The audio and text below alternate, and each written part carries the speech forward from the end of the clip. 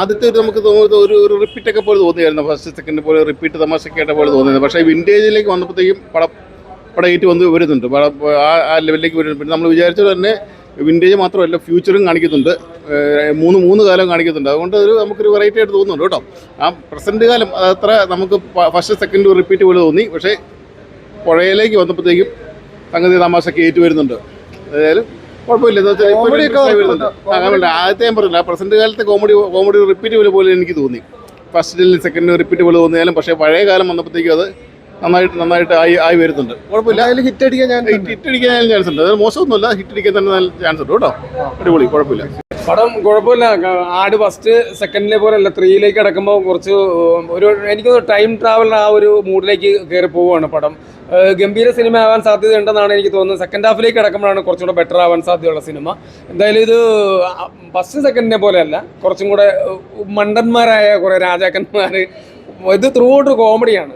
പക്ഷെ അത് സെക്കൻഡ് ഹാഫാണ് കുറച്ചുകൂടെ ബെറ്റർ ആവാൻ സാധ്യത. ഫസ്റ്റ് ഹാഫും അടിപൊളിയായിട്ടുണ്ട്. പക്ഷേ സെക്കൻഡ് ഹാഫിലേക്ക് എല്ലാം വിനായകൻ്റെ കയ്യിലേക്ക് പടം വരുമ്പം ഒരു റേഞ്ച് മാറുന്നുണ്ട്. അതിന് ഗംഭീര പെർഫോമൻസ് ഇനി സെക്കൻഡ് ഹാഫിലേക്ക് വരുമ്പോഴാണ് ആവുള്ളൂ. ധർമ്മജൻ പൊളിയാണ്, ഒരു രക്ഷയില്ല. ധർമ്മജൻ അടിപൊളിയായിട്ടുണ്ട്.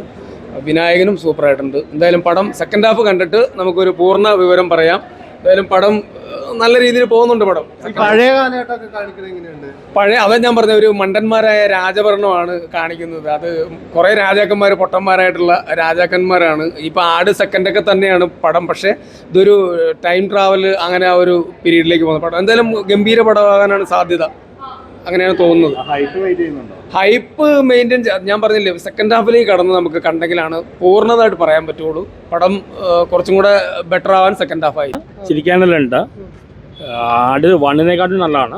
ആട് 2-ൻ്റെ അത്ര വന്നില്ല ഫസ്റ്റ് ഹാഫ്. ഷർബത്ത് ഷമീർ തകർത്തുണ്ട്. പാപ്പനെ കണ്ടു. പാപ്പൻ പഴയ പോലെ തന്നെ വലിയ വ്യത്യാസമൊന്നുമില്ല. കുറച്ച് ഫാൻറ്റസിയിലുണ്ട്. പക്ഷേ ഇടയ്ക്കൊക്കെ കുറച്ച് കല്ലുകടികൾ തോന്നി. എന്നാലും കോമഡിയിലുണ്ട്. പടം കണ്ടിരിക്കാം. ചരിത്രമൊക്കെ എങ്ങനെയുണ്ട്? ചരിത്രവും ടൈം ട്രാവലിങ്ങും ഫാൻറ്റസി നന്നായിട്ട് പോയിട്ടുണ്ട്. പക്ഷെ ഒരു ഇടയ്ക്കൊക്കെ ചെറിയൊരു ലാഗ് പോലെ തോന്നി. പടം കണ്ടിരിക്കാം. പ്രൊഡ്യൂസറിനെ മുതലാക്കി കാശ് കിട്ടും. കോമഡി വർക്കൗട്ട് ആവല്ലോ. കോമഡി എല്ലായിടത്തും വർക്കൗട്ട് ആവുന്നില്ല, ചിലയിടത്ത് തന്നെ വർക്കൗട്ട് ആവുന്നുണ്ട്. ഇന്ദ്രൻസ് കോമഡിക്കാരൻ നല്ല സീരിയസ് തന്നെയാണ്. പിന്നെ ഷൈജി കുറുപ്പ് നല്ല ചെയ്തിട്ടുണ്ട്, ധർമ്മജൻ നല്ല ചെയ്തിട്ടുണ്ട്. ആട് 2 അത്രയും വരില്ല, പക്ഷെ ഫസ്റ്റിനെക്കാട്ടും നല്ലതാണ്. കണ്ടിരിക്കാം. ഇനി സെക്കൻഡ് ഹാഫ് കണ്ടു പറയാം. പ്രൊഡ്യൂസറിനെ എന്തായാലും മുതലാക്കി കാശ് കിട്ടും. കുഴപ്പമില്ല.